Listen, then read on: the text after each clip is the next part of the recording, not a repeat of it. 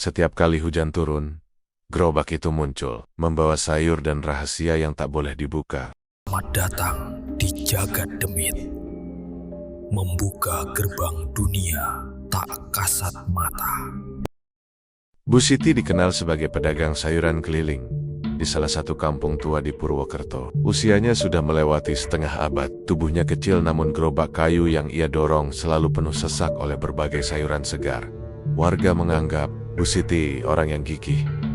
Apalagi sejak suaminya meninggal 5 tahun lalu. Ia menghidupi dirinya seorang diri hanya dari hasil berjualan sayur. Namun ada satu hal yang belakangan ini membuat banyak orang mulai memperbincangkannya. Sejak 3 bulan terakhir, dagangan Bu Siti selalu habis hanya dalam waktu singkat. Bahkan saat hari hujan deras, petir menyambar-nyambar, atau jalan becek penuh lumpur, ia tetap terdengar mendorong gerobaknya. Suara derit roda gerobak itu sudah menjadi ciri khas, terdengar dari ujung gang hingga hilang di tikungan. Awalnya warga menganggap itu bukti kerja keras, namun perlahan mulai muncul rasa heran.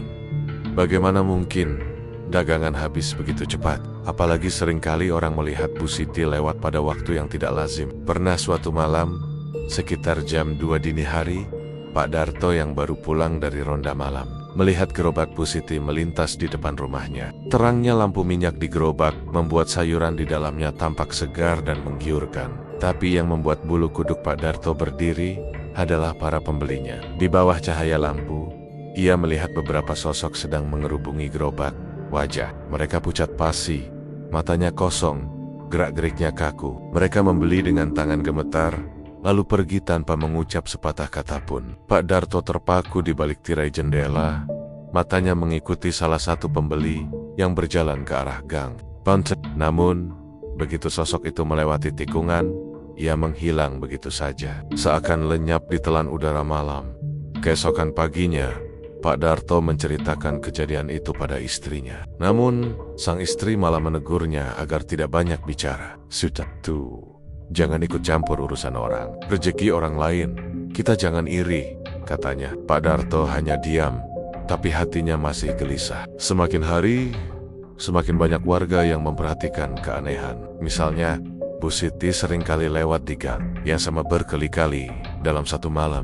Padahal jarak antara satu gang dan gang lain cukup jauh. Yang lebih aneh lagi, orang-orang yang mengaku membeli sayur dari Bu Siti di malam hari sering lupa bahwa mereka pernah membelinya. Seperti yang dialami Bu Ratna, ia bersumpah tidak pernah keluar rumah pada malam kemarin. Namun di dapurnya sudah ada seikat bayam segar yang entah kapan dibelinya, masih terbungkus plastik dari gerobak Bu Siti.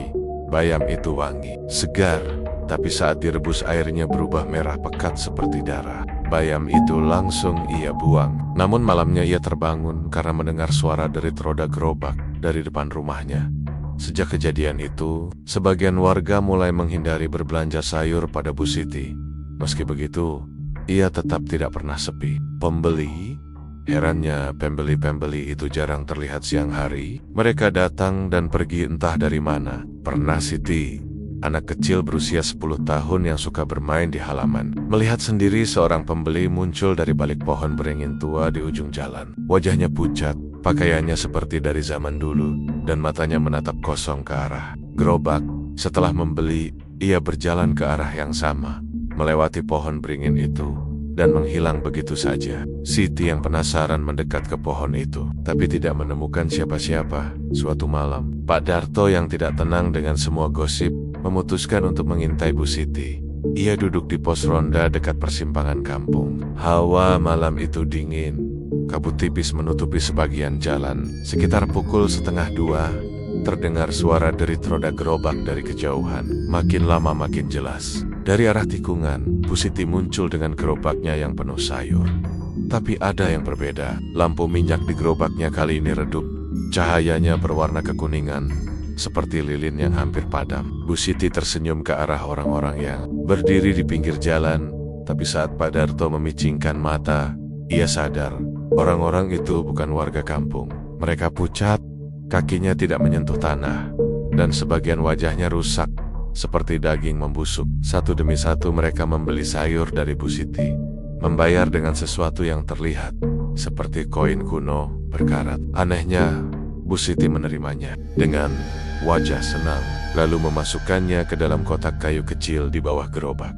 Pak Darto menahan napas, takut ketahuan. Namun, saat ia akan berbalik pergi, salah satu pembeli itu tiba-tiba menoleh ke arahnya. Matanya hitam pekat, mulutnya sobek hingga ke pipi, dan dari celah bibirnya keluar bisikan, "Ikutlah, makan." Segar, Pak Darto hampir jatuh dari kursi pos ronda. Ia berlari pulang tanpa menoleh lagi.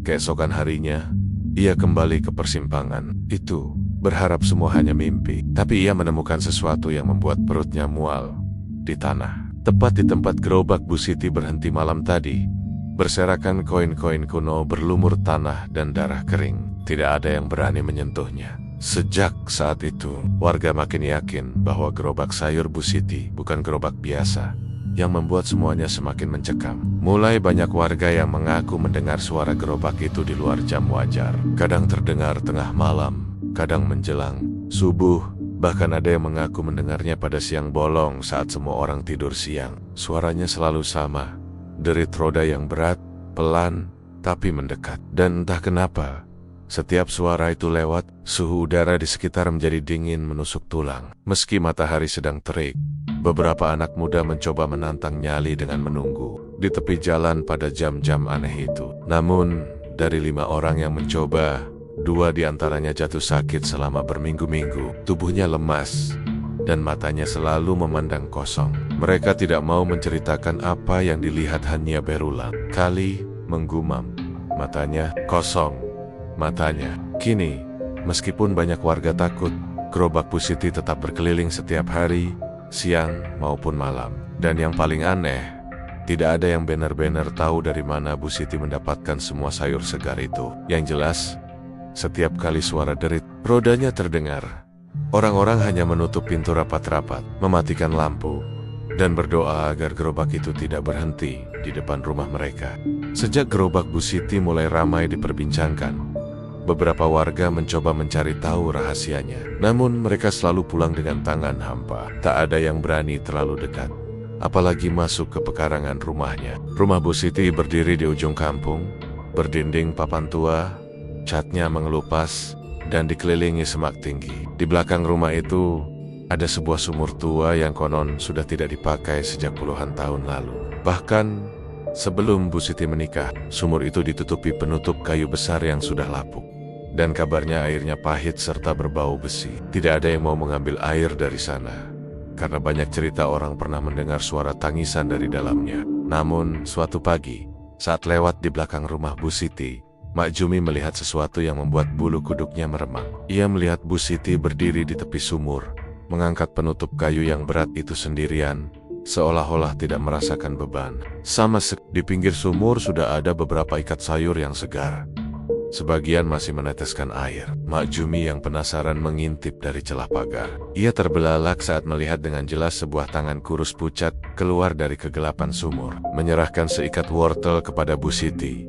Tangannya panjang, jarinya sangat kurus seperti ranting. Kuku-kukunya hitam dan panjang, dan kulitnya terlihat seperti kulit yang sudah berbulan-bulan terendam air. Bu Siti menerima sayuran itu dengan senyum lebar, tanpa rasa takut, lalu memasukkannya ke dalam bak besar.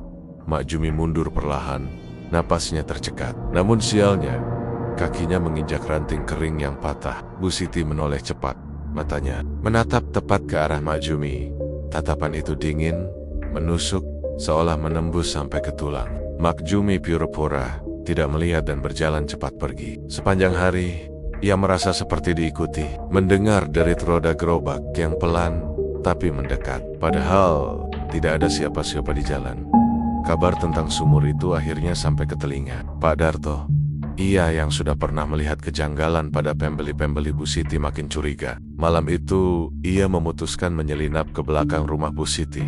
Malam gelap, hanya suara jangkrik dan angin yang terdengar. Dari kejauhan, Pak Darto melihat Bu Siti lagi-lagi mengangkat penutup sumur. Ia menyalakan lampu minyak kecil di bibir sumur, lalu mulai mengangkat sayuran yang entah dari mana asalnya. Tapi malam itu, selain sayuran, sesuatu yang lain ikut muncul dari dalam sumur. Sebuah kepala manusia, pucat, rambutnya panjang terurai menutupi wajah. Perlahan kepala itu mendongak, dan dari sela rambutnya tampak mata putih tanpa bola mata. Menatap ke arah Bu Siti, mulutnya terbuka, mengeluarkan suara lirih seperti bisikan dari dasar bumi. Bu Siti hanya mengangguk-angguk, lalu menerima sayur yang disodorkan tangan makhluk itu. Seolah semua ini adalah hal biasa.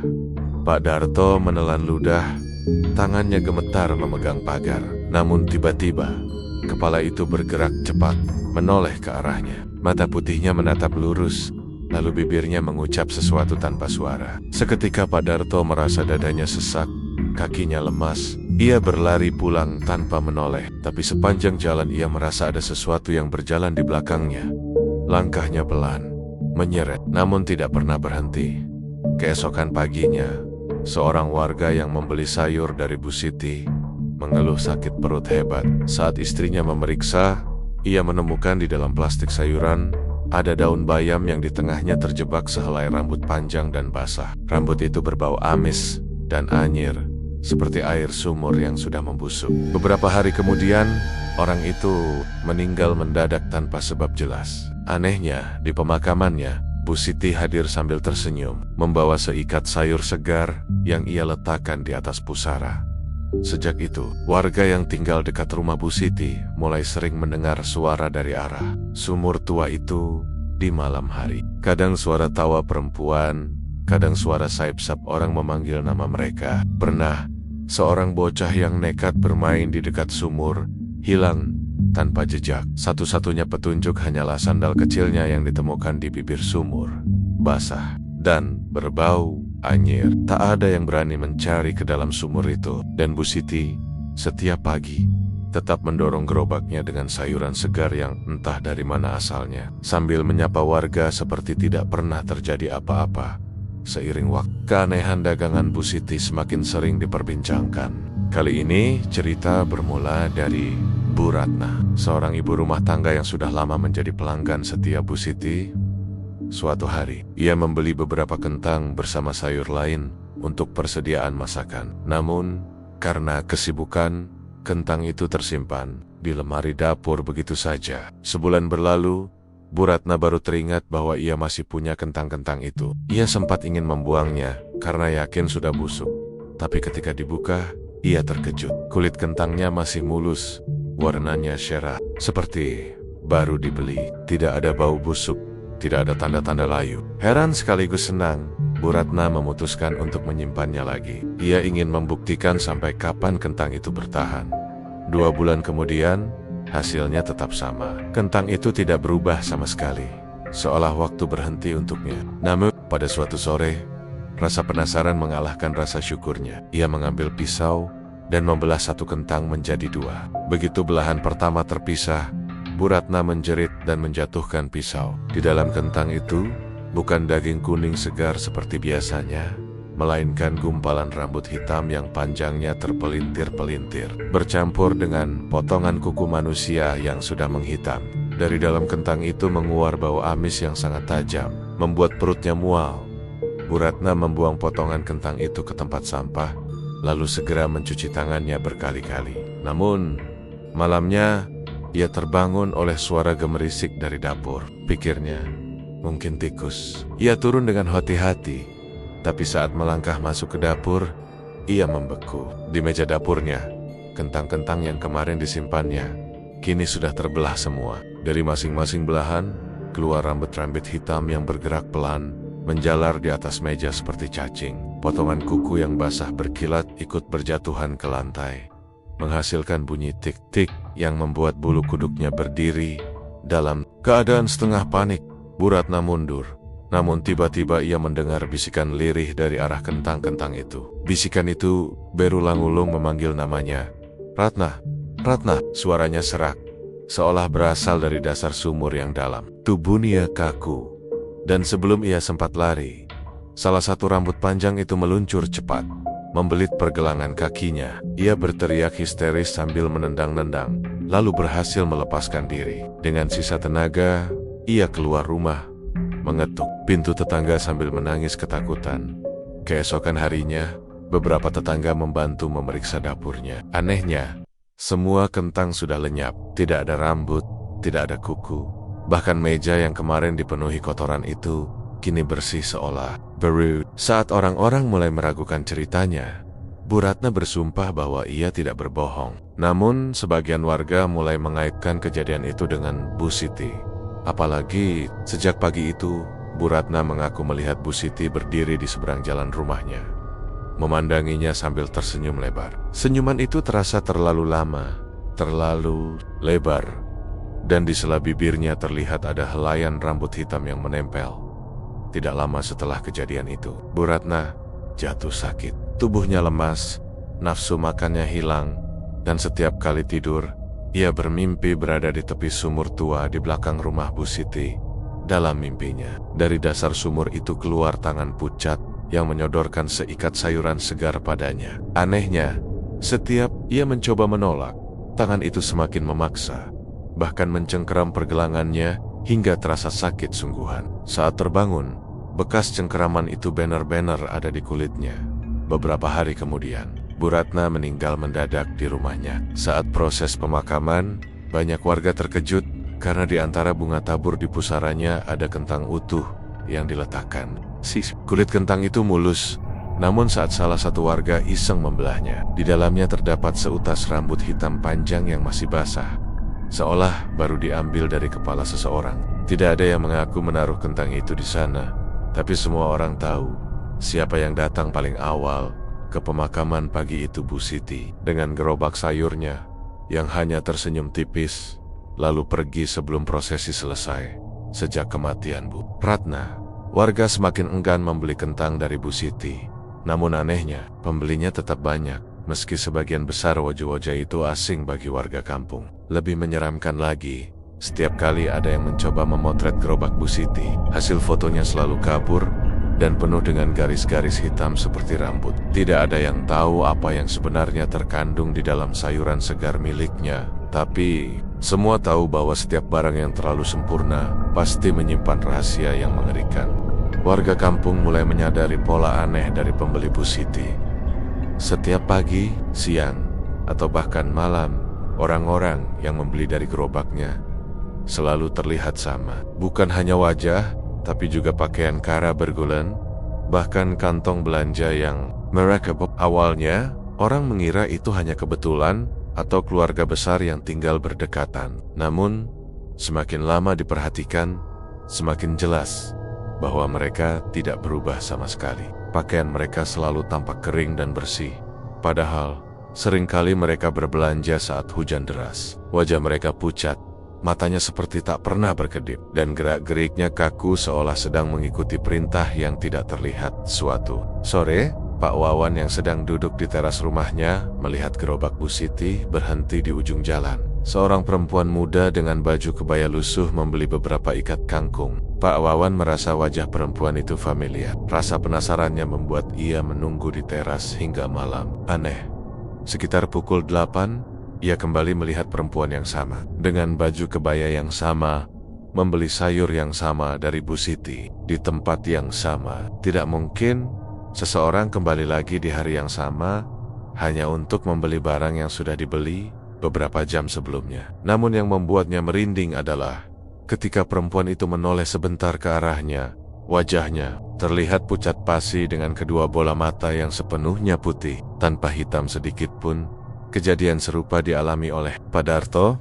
Ia mencoba mengikuti seorang pembeli laki-laki tua yang baru saja membeli 2 ikat bayam dari Bu Siti. Laki-laki itu berjalan pelan menuju gang buntu di sebelah barat kampung. Pak Darto mengikuti dari jarak aman, namun begitu lelaki itu melewati tikungan, ia menghilang begitu saja. Tidak ada pintu, tidak ada lorong rahasia, hanya tembok tinggi dan pohon beringin tua yang tumbuh di ujung jalan. Saat Pak Darto berdiri di bawah pohon itu, angin berhembus kencang, membawa aroma anyir seperti darah bercampur air tanah. Dari sela-sela akar beringin, ia seperti melihat bayangan wajah pucat menatapnya dari dalam kegelapan. Semakin hari, pembeli-pembeli itu mulai menunjukkan keanehan lain. Beberapa warga mengaku melihat mereka lewat di jalan, tapi kaki mereka tidak menyentuh tanah. Ada juga yang mengaku melihat pembeli itu menyeberang jalan tanpa ada kendaraan yang mengerem, seolah tubuh mereka tembus pandang. Anehnya, setiap kali pembeli-pembeli ini selesai bertransaksi,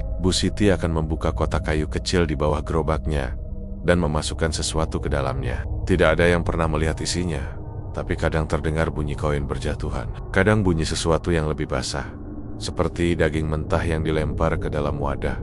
Suatu malam, Rudy, seorang remaja yang penasaran, memberanikan diri merekam pembeli-pembeli itu dengan kamera ponselnya dari kejauhan. Saat ia memutar rekamannya di rumah, bulu kuduknya berdiri. Dalam video itu, pembeli-pembeli tersebut terlihat lebih menyeramkan. Kulit mereka pucat kebiruan, beberapa wajahnya penuh luka sayatan, dan dari mulut beberapa orang keluar lintah-lintah kecil yang bergerak pelan. Lebih mengerikan lagi, ketika Rudy memperbesar gambarnya, ia melihat di belakang setiap pembeli ada sosok tinggi gelap yang membungkuk, seperti sedang mendorong mereka ke arah gerobak.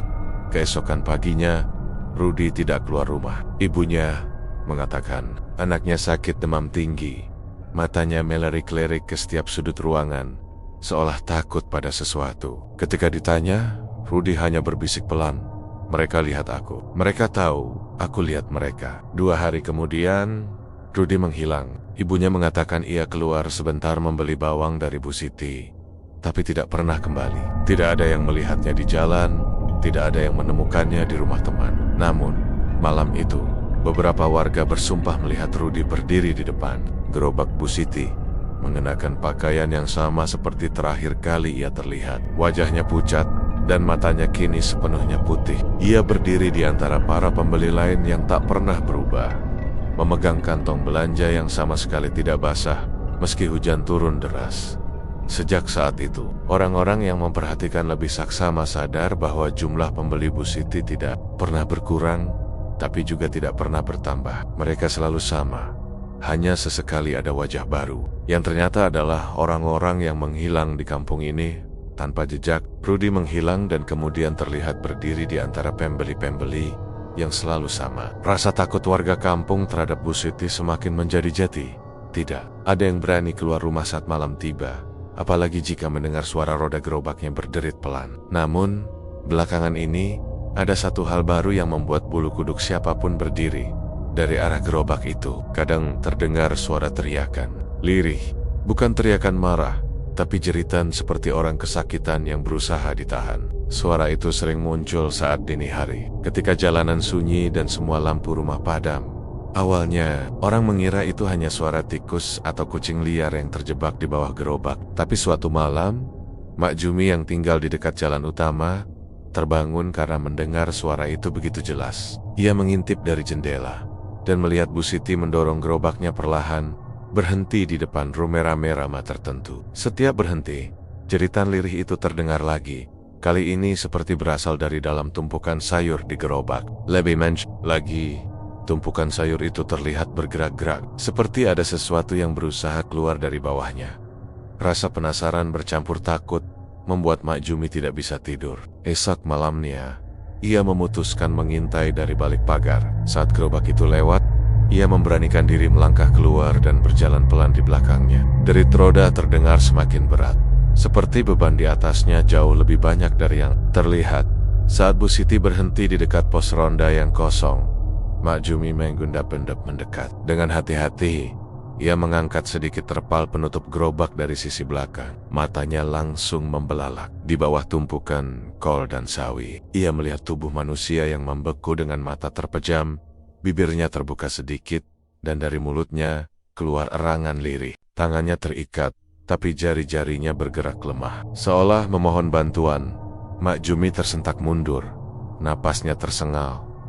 Sayangnya, terpal itu jatuh dan menimbulkan suara. Bu Siti menoleh cepat, senyum lebar terbentuk di wajahnya. Namun tatapannya dingin. "Malam, Jumi. Mau belanja sayur?" Suaranya pelan, tapi membuat bulu kuduk berdiri. Tanpa menjawab, Mak Jumi berbalik dan berlari pulang, mengunci pintu rapat-rapat. Sepanjang malam ia tidak bisa tidur, karena di luar rumahnya, suara derit roda itu terdengar bolak-balik, seolah mengitari rumahnya. Keesokan harinya, Mak Jumi bercerita kepada Pak Darto dan beberapa warga lain. Mereka sepakat untuk membuktikan kebenaran cerita itu. Malam berikutnya, 5 orang lelaki bersembunyi di dekat pertigaan, membawa lampu petromak dan kayu, sebagai senjata. Sekitar pukul 1, suara derit itu datang dari arah selatan. Gerobak Bu Siti muncul dari balik kabut tipis. Begitu sampai di pertigaan, para lelaki itu langsung mengurungnya. Bu Siti tampak tenang, bahkan tersenyum, seperti tidak terkejut sama sekali. "Kenapa bapak-bapak mau beli sayur malam-malam begini?" katanya. Tanpa menjawab, Pak Darto meraih terpal dan menariknya kuat-kuat, namun yang terlihat membuat semua orang terdiam membeku. Di bawah tumpukan sayur, memang ada tubuh manusia, tapi bukan orang asing. Tubuh itu milik Rudi. Matanya terbuka lebar, tatapannya kosong, dan bibirnya bergerak jerok, seolah ingin mengatakan sesuatu, namun tak ada suara yang keluar. Kulitnya pucat kebiruan, seperti sudah lama tidak bernyawa. Saat salah satu warga mencoba memegang tangannya, tubuh Rudi tiba-tiba mengeluarkan jeritan melengking yang memekakkan telinga. Jeritan itu tidak seperti suara manusia, melainkan seperti logam berkarat yang digesek paksa. Lampu petromak padam seketika, dan semua warga yang ada di sana merasa pandangan mereka gelap total. Meski bulan purnama menggantung di langit, penglihatan mereka kembali. Bu Siti dan gerobaknya sudah hilang. Di tanah hanya tersisa bekas roda yang basah, meski malam itu tidak turun hujan. Sejak kejadian itu, suara jeritan dari arah gerobak menjadi semakin sering terdengar. Tidak di malam hari, kadang siang bolong pun warga mendengarnya, meski tidak melihat wujud gerobaknya. Dan anehnya, setelah setiap suara jeritan itu lewat, selalu ada warga yang hilang keesokan harinya. Kini, ketika derit roda itu terdengar di kejauhan, warga menahan napas, menutup semua jendela, dan berharap suara itu berlalu tanpa berhenti di depan rumah mereka. Sebab, jika sampai berhenti, berarti giliran mereka yang akan menjadi isi gerobak itu. Terkubur di bawah tumpukan sayur segar, sambil menjerit meminta pertolongan yang tidak akan pernah datang. Pagi itu, Purwokerto diguyur gerimis tipis. Jalan-jalan kecil di kampung Tegal Jaya masih basah.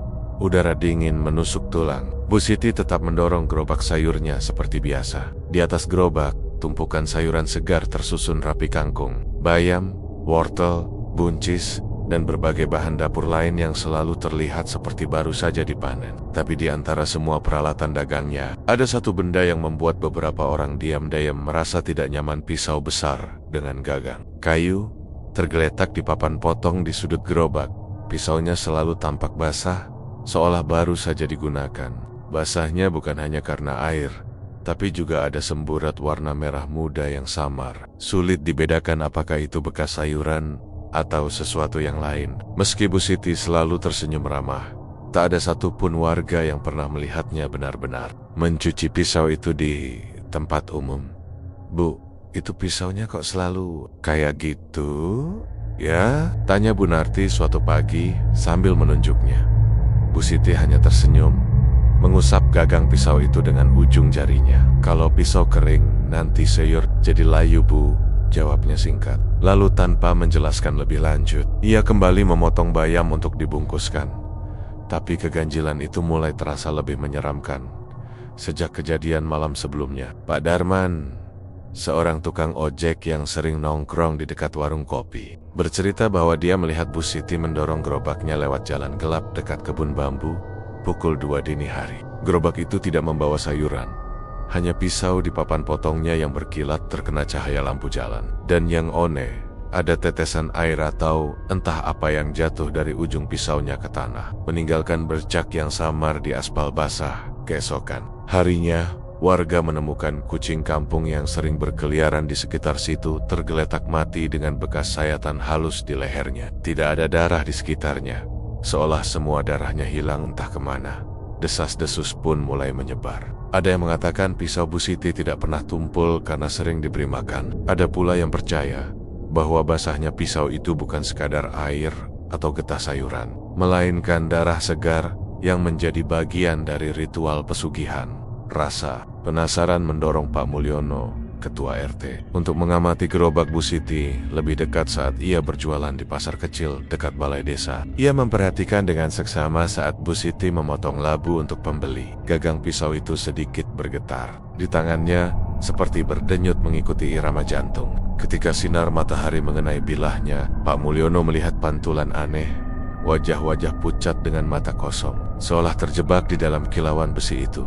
Malamnya, Pak Mulyono memutuskan untuk diam-diam mengikuti Bu Siti pulang setelah ia selesai berdagang. Di pertigaan menuju rumahnya, Bu Siti justru berbelok ke arah sumur tua yang sudah lama dianggap angker oleh warga. Dari kejauhan, ia melihat Bu Siti berjongkok di tepi sumur, mencelupkan pisaunya ke dalam air gelap itu. Bukan hanya mencelupkan tapi mengaduk-aduk, seperti sedang mengumpulkan sesuatu dari dasar sumur.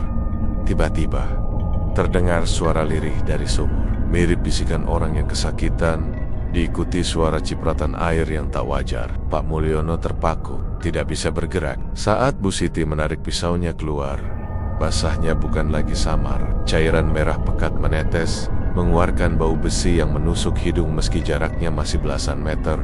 Tanpa menoleh, Bu Siti berdiri dan mendorong gerobaknya. Pergi, tapi sebelum hilang di tikungan, ia berbisik pelan, seolah tahu ada yang mengintai.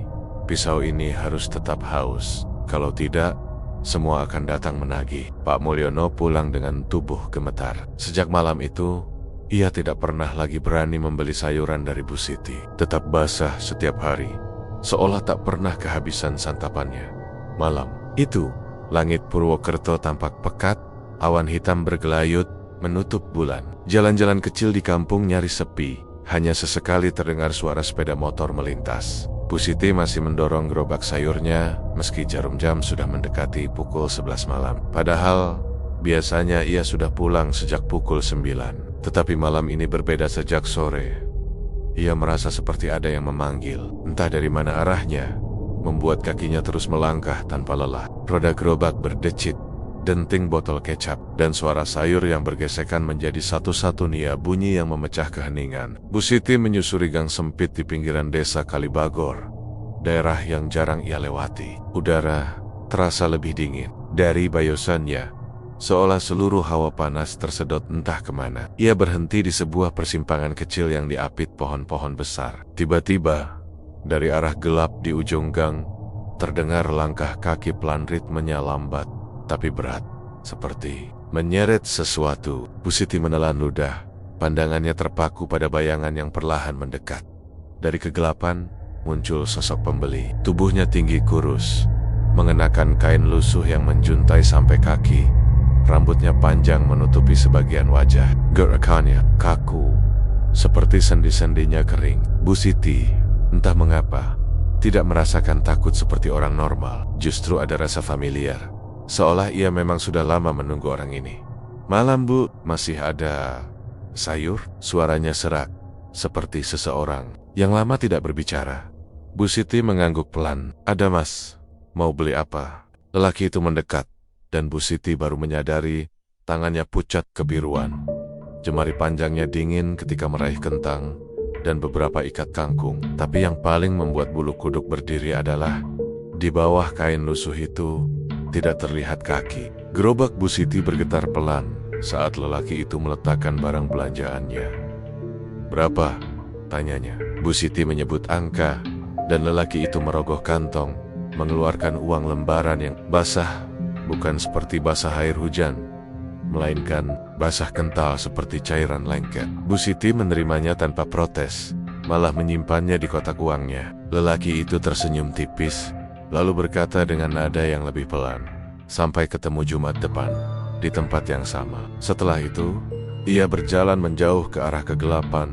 Tubuhnya semakin samar, hingga hilang di balik kabut tipis yang tiba-tiba muncul. Bu Siti baru sadar, sepanjang transaksi tadi, udara di sekelilingnya sunyi mutlak. Tidak ada suara jangkrik, tidak ada angin, bahkan dedaunan pun tidak bergeser. Ketika ia menoleh ke kotak uang, lembaran basah itu kini tampak menghitam dan mengeluarkan bau besi menyengat. Anehnya, Bu Siti hanya tersenyum, seperti seorang pedagang yang baru saja mendapatkan pelanggan paling setia. Malam itu, ia pulang dengan langkah ringan, padahal dari dalam gerobaknya, sayur-sayur yang tersisa mulai mengeluarkan aroma anyir yang menusuk hidung.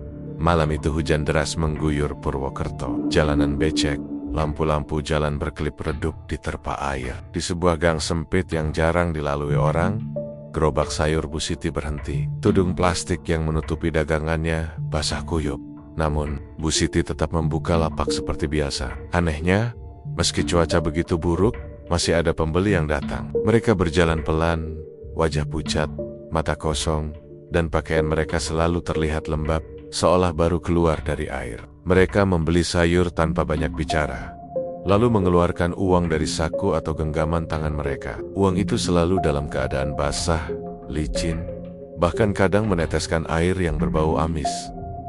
Bu Siti tak pernah menolak. Ia menyimpan uang itu di kotak kayu kecil di bawah meja gerobaknya. Tidak pernah mengeringkannya, tidak pernah mencucinya. Rezeki jangan ditolak, begitu kata Bu Siti setiap ada yang bertanya. Tapi tak ada yang berani bertanya dua kali, sebab tatapan mata Bu Siti saat mengucapkannya seperti tatapan seseorang yang sudah tidak sepenuhnya manusia. Malam itu, setelah pembeli terakhir pergi, Bu Siti mendorong gerobaknya pulang. Hujan masih deras, tapi langkahnya terasa ringan. Sesampainya di rumah, ia segera membuka kotak kayu itu. Puluhan lembar uang basah menempel satu sama lain, seperti lembaran rumput laut yang saling melekat. Bau amis memenuhi ruangan, tapi Bu Siti menghirupnya dalam-dalam, seakan itu adalah wangi yang menenangkan. Uang-uang itu kemudian ia simpan di dalam kendi tanah liat yang selalu diletakkan di sudut dapur. Sejak ia memulai kebiasaan itu, hidupnya berubah drastis. Rumahnya makin besar, perhiasan emas menghiasi tubuhnya, dan dagangannya tak pernah sepi. Namun, sejak bulan lalu, Bu Siti mulai mengalami mimpi buruk. Dalam mimpinya, ia selalu berada di tepi sebuah sumur tua. Air sumur itu hitam pekat, dan dari dalamnya muncul tenggen-tenggen pucat yang meraih ke arahnya. Kadang, ia melihat wajah-wajah yang familiar, wajah para pembelinya. Mereka menatapnya dengan tatapan kosong, mulut mereka terbuka, dan dari sana keluar air keruh bercampur darah. Dalam mimpi itu, mereka tidak bicara, hanya menyerahkan uang basah ke tangan Bu Siti. Begitu uang itu ia terima, tubuhnya seperti tertarik ke dalam sumur, sementara teriakan bergema di telinganya. Setiap kali terbangun, Bu Siti mendapati bajunya lembab dan telapak tangannya masih memegang sesuatu. Pernah suatu kali, ia menemukan 3 lembar uang 50 ribuan di genggamannya. Semuanya basah dan berbau amis, persis seperti di mimpi. Malam-malam berikutnya, mimpi itu makin sering datang. Terkadang, ia merasa seseorang berdiri di sudut kamarnya, menatapnya dengan mata merah berair. Suara tetesan air terdengar jelas di lantai, padahal atap rumahnya tidak bocor. Puncaknya terjadi pada malam Jumat Kliwon. Saat itu hujan tidak turun, namun udara terasa pengap dan lembab. Bu Siti duduk di ruang tamu, memandangi kendi tanah liat berisi uang basah itu.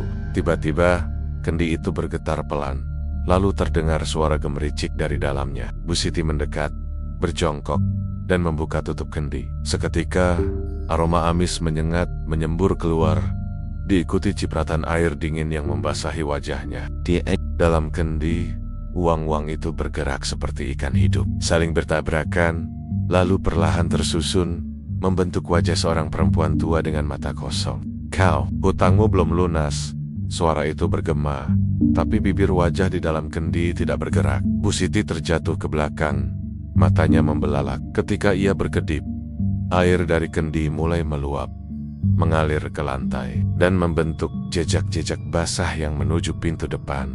Lalu, pintu itu berderit terbuka. Satu persatu, pembeli-pembeli yang ia kenal dari mimpinya masuk ke dalam rumah. Pakaian mereka basah kuyup, rambut meneteskan air, kulit pucat, dan mata mereka kosong. Mereka tidak berbicara, hanya berjalan menuju. Bu Siti masing-masing mengulurkan uang basah ke arahnya. Tangannya gemetar. Namun, entah mengapa, ia tak mampu menolak. Begitu uang-uang itu menyentuh telapak tangannya, rasa dingin merayap dari ujung jari hingga ke jantung. Pandangannya mulai gelap, tapi sebelum semuanya hilang, ia melihat kaki kakinya sendiri mulai tenggelam dalam air yang entah dari mana datangnya. Keesokan paginya, warga menemukan rumah Bu Siti kosong. Lantai rumah tergenang air setinggi mata kaki, berbau amis menusuk hidung. Di sudut dapur, kendi tanah liat itu pecah, dan di antara pecahannya terdapat uang-uang basah yang menempel di lantai seperti melekat dengan darah. Gerobak sayurnya ditemukan di tepi jalan, roda depannya patah, dan kotak kayu tempat uang disimpan sudah hilang. Sejak malam itu, Beberapa warga mengaku sering melihat gerobak sayur mirip milik Bu Siti muncul di ganggang sepi, terutama saat hujan. Penjualnya seorang perempuan berwajah pucat, rambutnya selalu basah, dan dari gerobaknya meneteskan air ke jalan.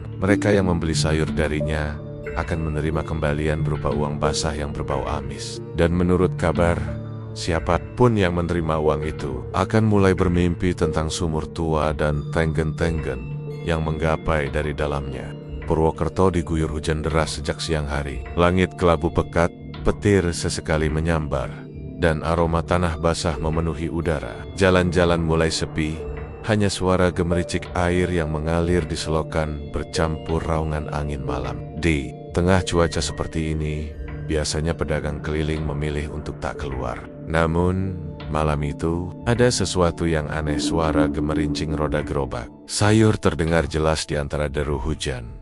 Orang-orang yang mendengarnya akan merasa bulu kuduk meremang. Suara itu tidak terdengar tergesa-gesa atau tergopoh seperti pedagang biasa, melainkan berjalan dengan ritme lambat namun pasti, seakan sang penjual tahu persis kemana dia akan berhenti. Beberapa warga membuka sedikit tirai rumah mereka, dan yang mereka lihat membuat mereka ingin segera menutupnya kembali. Gerobak sayur milik Bu Siti berdiri sendirian di tengah jalan yang becek, tanpa satupun tanda kalau ada orang yang mendorongnya. Roda gerobak itu berputar sendiri, meninggalkan jejak lumpur bercampur cairan merah yang samar di genangan air hujan. Setiap kali kilatan petir menyambar, bayangan gerobak itu memantul aneh di permukaan jalan. Bayangan yang tak menyerupai gerobak biasa, tapi lebih mirip bentuk tubuh manusia yang membungkuk, membawa beban berat di punggungnya. Warga yang pernah menjadi pembeli setia Bu Siti mulai menyadari pola aneh. Gerobak itu hanya muncul saat hujan deras mengguyur kota, terutama di malam-malam tertentu. Dan setiap kemunculannya, ada saja kabar duka keesokan paginya. Entah seorang tetangga yang tiba-tiba meninggal di rumahnya, atau kabar orang hilang tanpa jejak. Semua yang meninggal atau menghilang itu ternyata memiliki satu kesamaan. Mereka pernah membeli sayur dari Bu Siti saat hujan. Malam itu, Rudy, seorang tukang ojek yang baru saja pulang mengantar penumpang, menepi di pinggir jalan karena hujan semakin deras. Ia berteduh di depan ruko kosong, mencoba menyalakan rokok. Asapnya belum sempat ia hirup ketika ia mendengar suara roda gerobak itu. Rudy penasaran, karena ia tahu sebagian besar pedagang keliling sudah lama berhenti berjualan. Ketika hujan turun, dari balik tirai hujan, ia melihat gerobak sayur Bu Siti perlahan mendekat. Lampu minyak yang tergantung di depannya bergoyang pelan. Cahayanya redup tapi cukup untuk memperlihatkan isi gerobak. Sayuran segar yang basah kuyup. Beberapa masih meneteskan air yang entah dari hujan atau dari sumber lain. Ada tomat merah, darah, kangkung segar, dan kentang yang kulitnya licin, seperti baru saja dicuci. Tapi anehnya, air yang menetes dari kentang itu berwarna merah pucat. Rudy hendak memanggil, namun langkahnya terhenti ketika menyadari sesuatu. Tegede Bu Siti di belakang gerobak itu. Roda berputar pelan sendiri, melintasi jalan, lalu berhenti tepat di depan sebuah rumah tua di ujung gang. Rudy melihat pintu rumah itu terbuka perlahan, dan sesosok wanita berambut panjang keluar, mengenakan daster lusuh. Wajahnya pucat, dan matanya seperti kosong. Wanita itu melangkah ke gerobak, mengambil beberapa ikat sayur, lalu menyelipkan selembar uang lusuh yang tampak basah di kotak kayu kecil di sudut gerobak. Tanpa ada yang mendorong, gerobak itu kembali bergerak, meninggalkan rumah itu. Rudy yang diliputi rasa penasaran memutuskan untuk mengikutinya dari jauh. Hujan terus mengguyur, membuat pandangannya kabur. Tapi suara roda gerobak itu tak pernah hilang dari telinganya. Hingga akhirnya gerobak itu berbelok ke jalan buntu, berhenti di depan sumur tua yang dulu sempat ramai dibicarakan warga karena dianggap angker. Yang membuat Rudy hampir kehilangan akal sehatnya adalah apa yang ia lihat berikutnya. Dari arah sumur muncul sosok Bu Siti. Namun bukan seperti Bu Siti yang ia kenal. Tubuhnya basah kuyup, rambutnya menempel di wajahnya, kulitnya pucat kebiruan, seperti orang yang lama terendam air. Ia berjalan tertatih, memegang sebuah ember berisi sayuran yang masih meneteskan air merah. Tanpa menoleh ke Rudy, Bu Siti memasukkan sayuran itu ke dalam gerobak, lalu mendorongnya kembali ke arah jalan raya. Tapi dorongan itu terlalu pelan, Dan anehnya, roda gerobak mulai berputar lebih cepat dari langkah Bu Siti seakan ada kekuatan lain yang menariknya. Rudi gemetar dan memutuskan untuk pulang. Namun malam itu, ia tidak bisa tidur. Setiap kali memejamkan mata, ia melihat wajah pucat Bu Siti dan gerobak basah yang bergerak sendiri di tengah hujan. Sampai akhirnya, sekitar pukul 3 dini hari, ia terbangun karena mendengar suara roda gerobak di depan rumahnya. Dengan jantung berdebar, ia mengintip dari jendela. Gerobak itu berhenti tepat di depan rumahnya. Lampu minyaknya berayun-ayun, kotak kayu tempat menyimpan uang terbuka. Dan di dalamnya ada selembar uang lusuh basah yang sama seperti yang dilihat Rudi sebelumnya. Tanpa sadar, ia melangkah keluar untuk mengambilnya. Uang itu dingin dan basah. Baunya amis menusuk hidung. Begitu ia menyentuhnya, dunia di sekitarnya seperti berubah. Hujan masih turun, tapi jalanan kini dipenuhi kabut pekat. Dan di ujung jalan, ia melihat sosok-sosok tak dikenal berdiri diam menatapnya. Wajah mereka pucat dan mata mereka hitam pekat. Di antara kabut itu, Bu Siti mongkol. Bibirnya bergerak pelan, seolah mengucapkan sesuatu yang tak bisa Rudi dengar. Tapi dari tatapan matanya, Rudi tahu bahwa itu adalah sebuah peringatan. Mungkin undangan. Saat ia berkedip, semua kembali seperti semula. Gerobak itu sudah hilang. Uang basah masih di genggamannya. Keesokan paginya, kabar beredar di kampung bahwa rumah yang semalam didatangi gerobak itu, rumah wanita berambut panjang, yang Rudi lihat telah terkunci rapat dari dalam. Ketika warga mendobraknya, mereka menemukan wanita itu tergeletak di lantai. Matanya melotot, mulutnya terbuka seakan menjerit, dan di tangannya masih menggenggam seikat kangkung basah yang meneteskan air merah. Sejak hari itu, hujan di Purwokerto tak pernah lagi terdengar sama bagi Rudi. Setiap gemerincing roda gerobak di tengah hujan selalu membuatnya berpikir, siapa yang akan menjadi pembeli terakhir malam ini? Dan siapa yang akan menerima uang basah itu? Sebelum semuanya terlambat,